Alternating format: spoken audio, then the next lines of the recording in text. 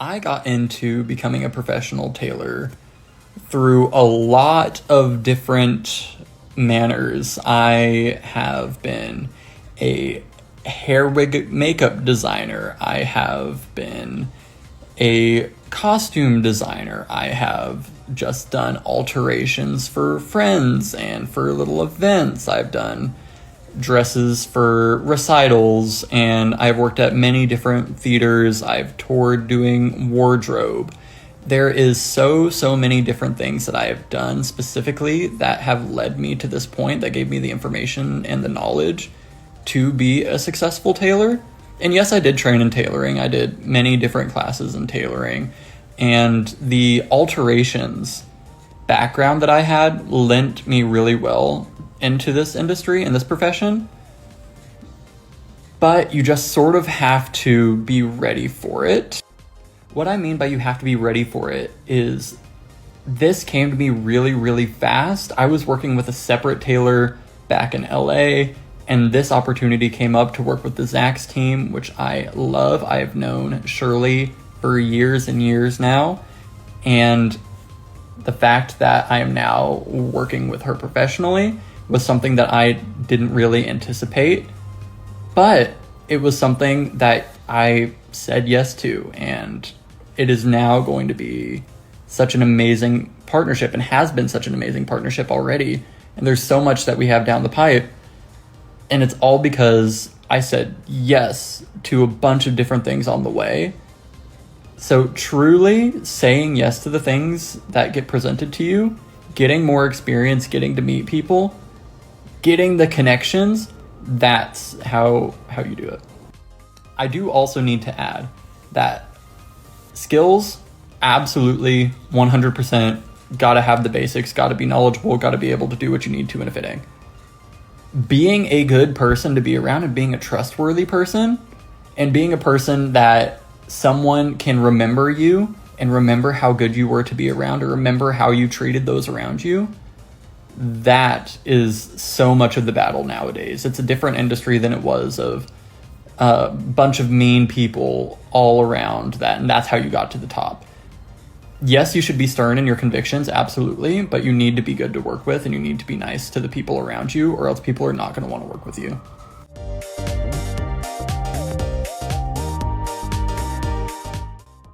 I would say test fitting garments versus needing to work with only measurements. I'll answer this in a sort of roundabout way. A lot of the times, stylists will have first fitting with people without tailors present. You're figuring out what garments you like, which ones you want to even have as options to present with the tailor, and that can happen without the client or the tailor there. That's sort of just the stylist. And then once the tailor is brought in, it's a more refined selection most of the time, and you're able to go from there. Only working with measurements, I find, is very not common. There is a way where another tailor can do the fitting, and then you will have to do the alterations based on their notes, and that is common.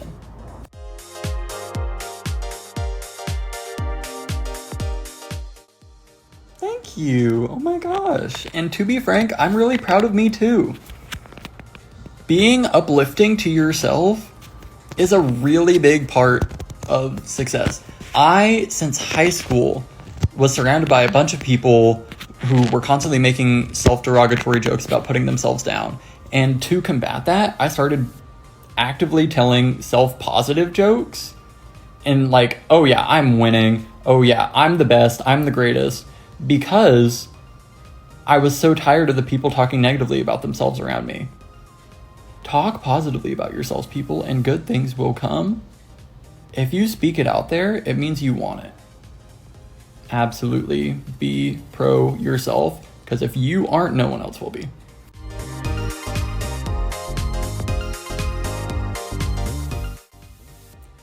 No, I have not. Nor do I think I would want to be named Tailor. I think the world has too many tailors. But the world doesn't have enough tailors. So if you're out there, and you're wanting to start sewing, hit me up. I can get you started on the right path. And think we could be doing this together one day.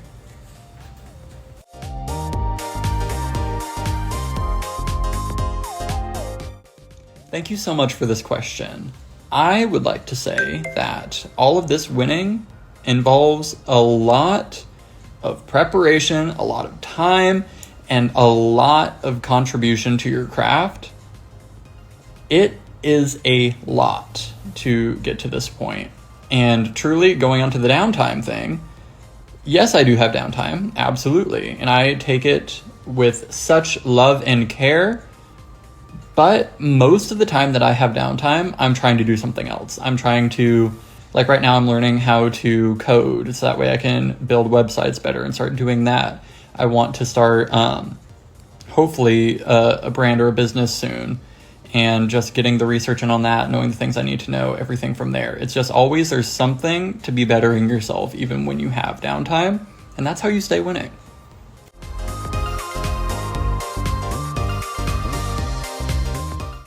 The Met Gala theme this year is costume art. It focuses on the history of fashion and the relation to the wearer, whereas the theme for the dress code is fashion is art, which is much broader and can be interpreted many, many different ways that we have yet to see. So let's see how that balances out.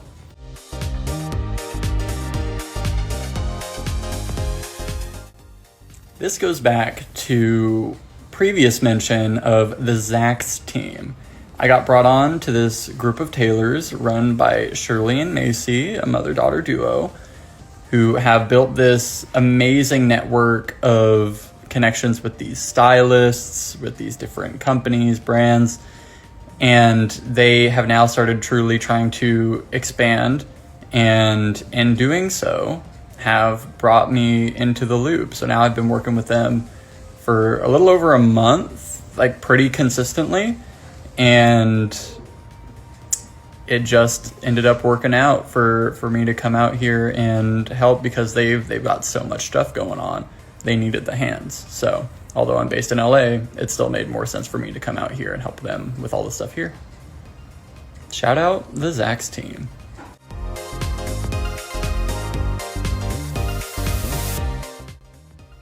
This is actually a really easy question to answer. It just involves having a really traumatic childhood, and instead of letting it destroy you, letting it be your motivation to succeed. Yeah, so just go do that.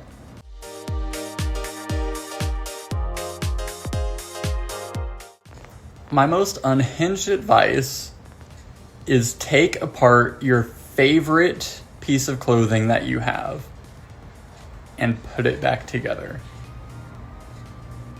You can either really mess it up, or it will cause you to be really, really careful, take documented pictures of the whole process, and be able to do it successfully.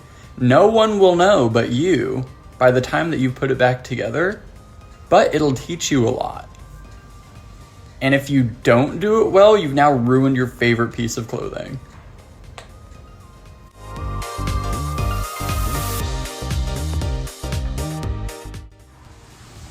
I feel it. Thank you.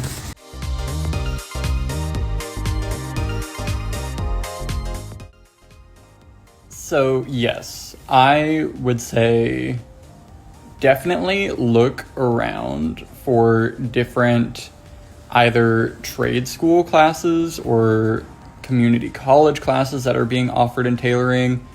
They don't have to be where you are. There are a fair amount that I've seen that are completely online, digitally asynchronous, and you can pay. There was one that I did it with Shirley. It was a community college in LA. I was not in LA at the time. I was going to school for costuming in Cincinnati, but it was during COVID, and I was just in my dorm most of the day. So I was like on top of my classes. Sure, let's take this tailoring class out here.